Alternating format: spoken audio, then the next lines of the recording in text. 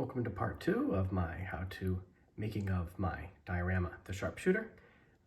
If you fell asleep during part 1, I might recommend maybe you get a little exercise, get your heart rate up a little, have a cup of coffee or, something to waken you up a little bit. Sometimes even getting a little on the dry side might make a person sleepy, so it doesn't even have to be coffee. Just get a soda or a little water. Anyway, I feel like I'm getting off the track.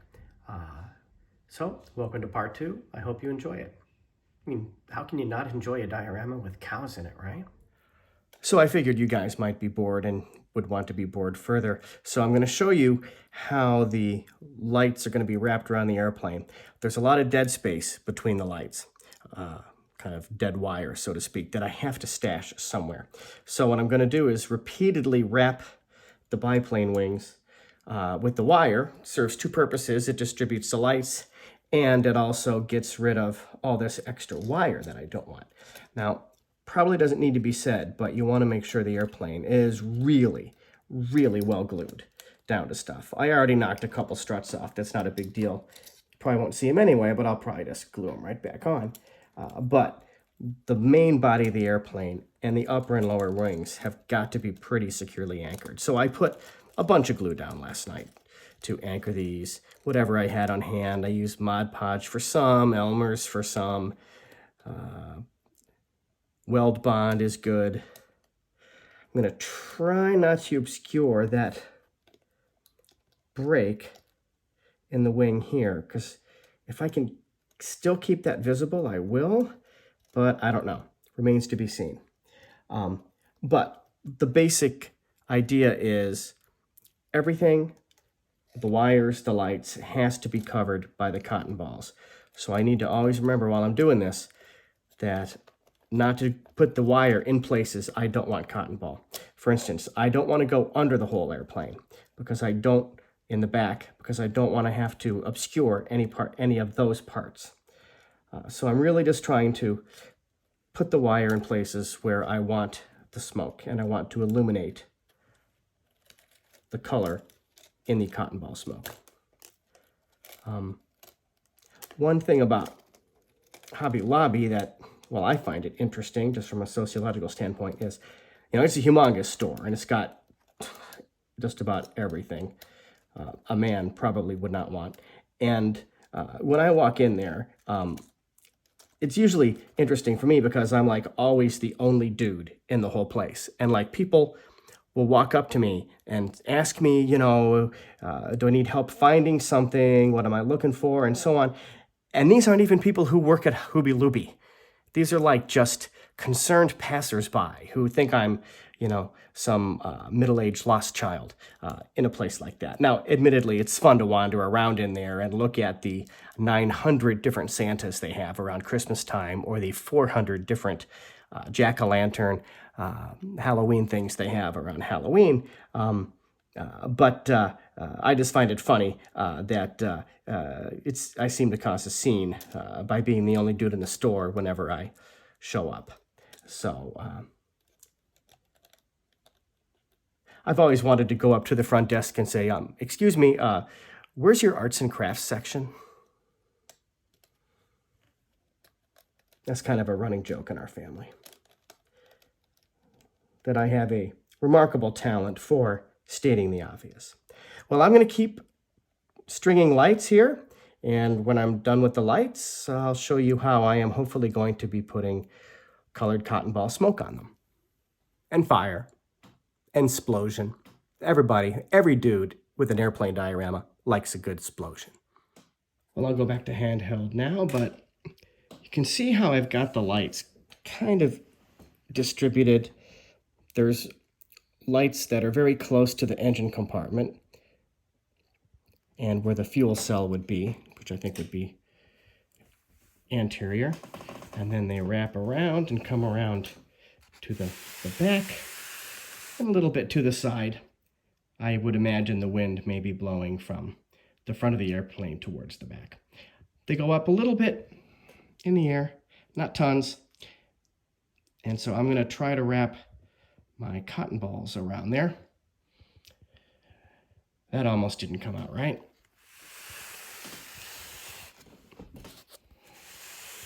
And I had a pinky in the frame for a second. And see if I can make this work. One nice thing, you can move them around. You know, you can pose them. You can push them around to where they might work best. One amazing thing, for those of you who build airplane models like this, as much as I was cranking on this baby, and especially shoving extra wires into the cockpit compartment, by some miracle, the windscreen never came off. I don't know what I glued that down with, but I'd like to use it again, because that was kind of amazing. And also, if you build 172 scale biplanes, anybody who does knows what a pain in the ass it is as far as the struts go. That top wing wants to flop off. It's hard to keep straight, along with a lot of other potential issues with it. So boy, is it kind of satisfying to build a plane like this where you just glue that baby down, you know, you really crank on that thing down and it stays right there. So that's kind of fun and satisfying as well. What'll be most satisfying is if the cotton balls look like an actual explosion. Remains to be seen. This is about as good as I can get it. It does go under each wing and comes around the back, so you can turn it around and have it look relatively coherent. In fact, I think it looks even better from the back. You know, of course, naturally, oh shit, I just spilled tea all over the place. Back in a minute. I don't usually bring coffee or tea into the model making room, and now I think I know why. Because when you're pivoting your base around to make a stupid video, sometimes you accidentally knock your glass of tea over. It's the afternoon when I might have a cup of tea as opposed to the morning when I'm strictly a black coffee man. Not that you care. But regardless, let's get back to the task at hand. So I think my fire looks pretty good. It goes around the whole plane and up and over, hides the cockpit so I don't have to make a pilot. It seems to emanate from the front on the ground. In real life, in person, that's a little easier to see. And it doesn't look entirely stupid, which is great. I'm gonna probably, well, I have to let some of the Mod Podge I use to glue the smoke and fire down dry first, and then I may chance doing just a teeny bit of spraying with yellow and orange, just as I feel like the colors aren't quite bold enough. They're better on the back, so I won't have to spray there. Now, fire and explosions, you know, if you've heard the expression white hot, they do have white in them, and yellow, and orange. This one really isn't producing smoke yet. This is more instantaneous, so that's why there's no black in it. And I think if I try to overspray black, it's gonna dull it out, and you're not gonna see the lights that well without the lights off. So right now, aside from cleaning up my tea, which doesn't require much cleanup, here's a little tip for you young budding modelers. Don't do your work on a nice piece of furniture, because you're gonna get paint and glue and varnish and tea and coffee and beer and shots of Jack Daniels and, oh, well, I'm revealing too much. Regardless, just be careful with your furniture at home. This is a cheap-ass card table. Now, that's not a brand name. You might think that I shop at a store called Cheap Ass Supply Company because I am always buying cheap ass paint and cheap ass card tables and cheap ass glue, but no, that's more of a descriptor as to how cheap I am, that I don't want to spend any more money than usual on this stupid hobby.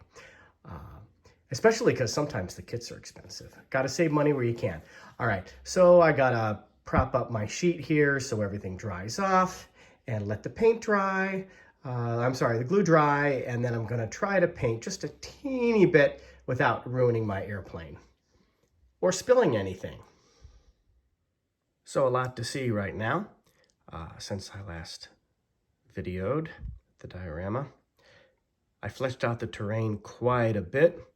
I've put my trees up. There's the trees I bought from Hooby Looby. There's trees I had before that were bought, and then I made trees using grape stems and some bushy green material, that you can buy at any hobby store.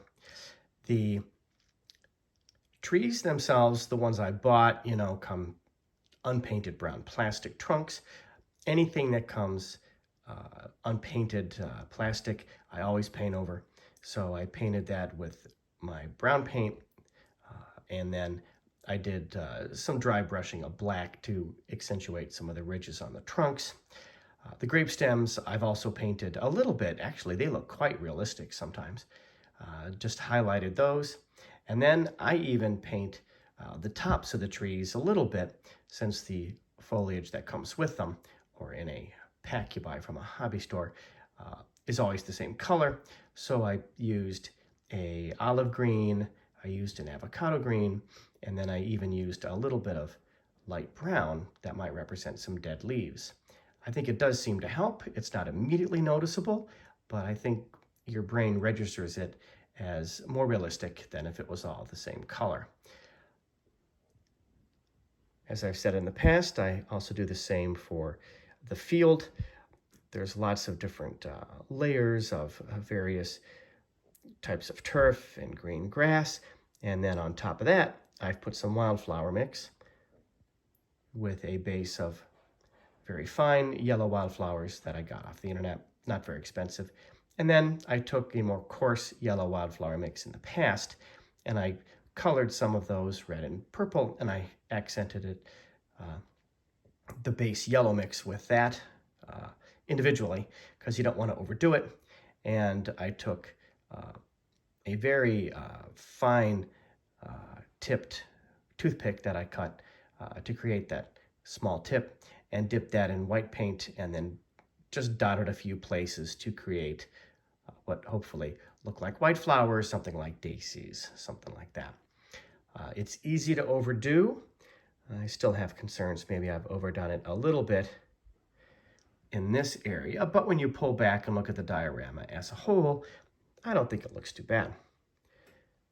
I added some green bushes on the banks of the stream, and also some branches and things you can see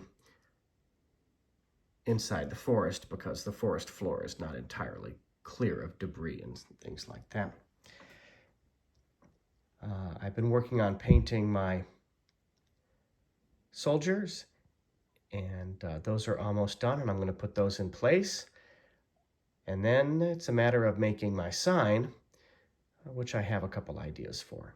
I also, one final note, replaced the rocks in the stream. I wanted something a little flatter and wider to echo the rocks on the land part, and I found a couple of those in a little gravel area near my driveway.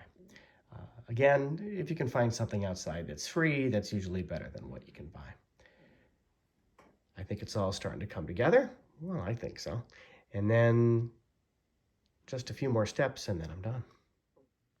Completed a pretty important step today, which was painting my 5 soldiers. I'd previously kept a card from my prior World War I diorama outlining the paint scheme for British soldiers. That came in handy. And then I did the American soldier at the top, who's the actual sharpshooter, but they weren't too hard to paint. One nice, easy tip that I can give you for faces is I paint them a basic flesh color, and then I use brown panel line wash to bring out the features of the faces. It's super easy to do. A lot of people have black panel line wash for World War II airplanes. This is the brown version, and it is very handy to help paint the features of 1 to 72 figures. I also came up with some cows. One of them you can see is resting in the shade. One is eating, one is drinking, and one is being surprised by the sound of a World War I airplane crashing. They were not hard to do. First I primed them, I recall, with gray, and then I painted them white, and then I mixed up black and blue paint and dabbed that on with a Q-tip in the appropriate pattern. The breed I patterned these after was common in this part of France in World War I, called Bleu du Nord, or Northern Blues, and I was pretty happy with how they turned out, because they did not take long to paint. I decided I needed to come up with a reason for my soldiers to be in the area and even see the airplane in the sky to shoot down.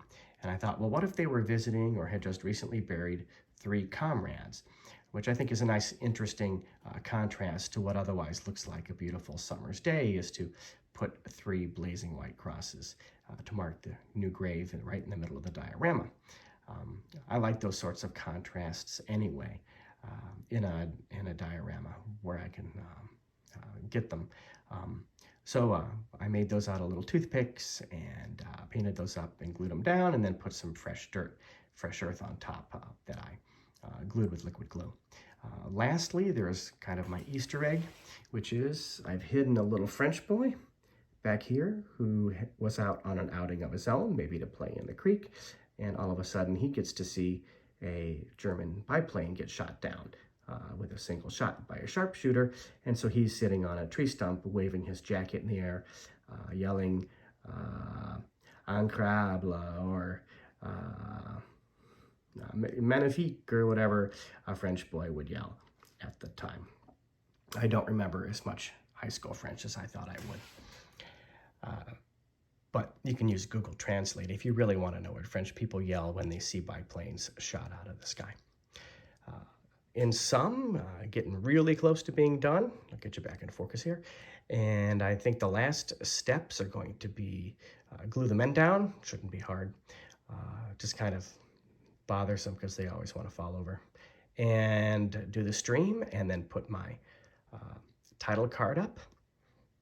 And that's it. So just another video or 2 left. So I did the liquid epoxy resin.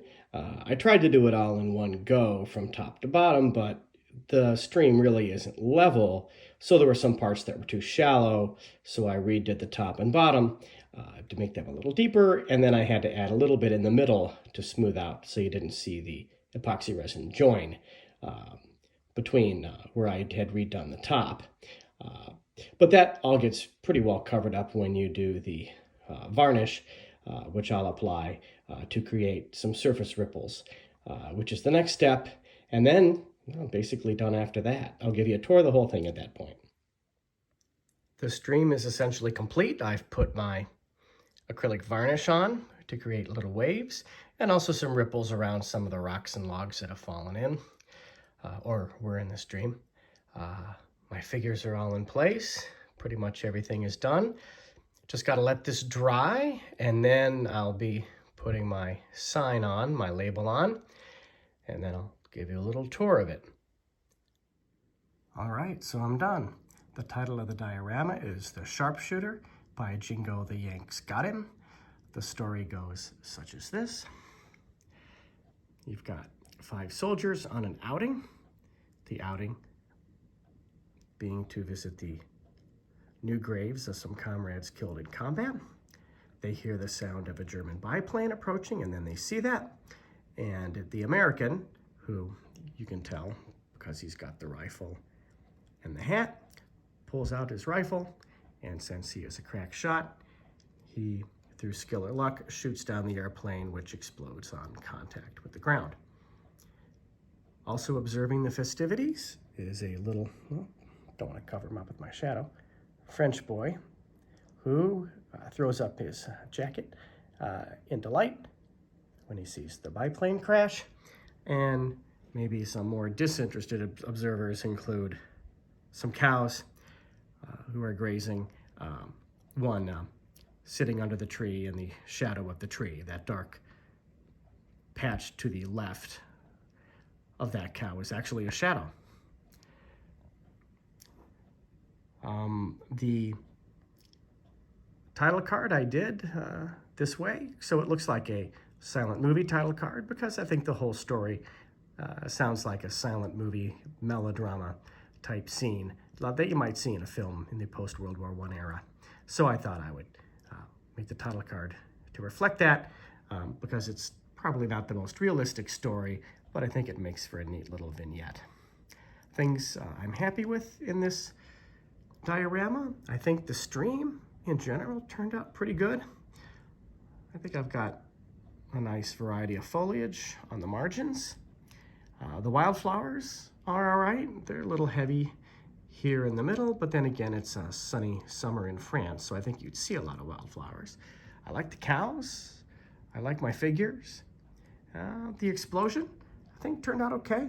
It looks even a little bit more realistic and a little brighter in real life. It's a little more muted in the video, but I think you get an idea for what it's like. In general, it was a pretty fun build. The main hiccup being when I dumped my cup of tea all over the workplace, my workstation, but hopefully I won't repeat that too many more times before I stop bringing beverages into the model room. Anyway, this was a lot of fun. It's always a little suspenseful, to be honest, whether I can pull these things off, because they do take a little bit of work, and I'm not familiar with every technique before I start on a project like this. But then again, that just makes you better and more sure of yourself for the next one. So I'm going to start something new here after taking a short break, and hopefully I can complete that successfully as well.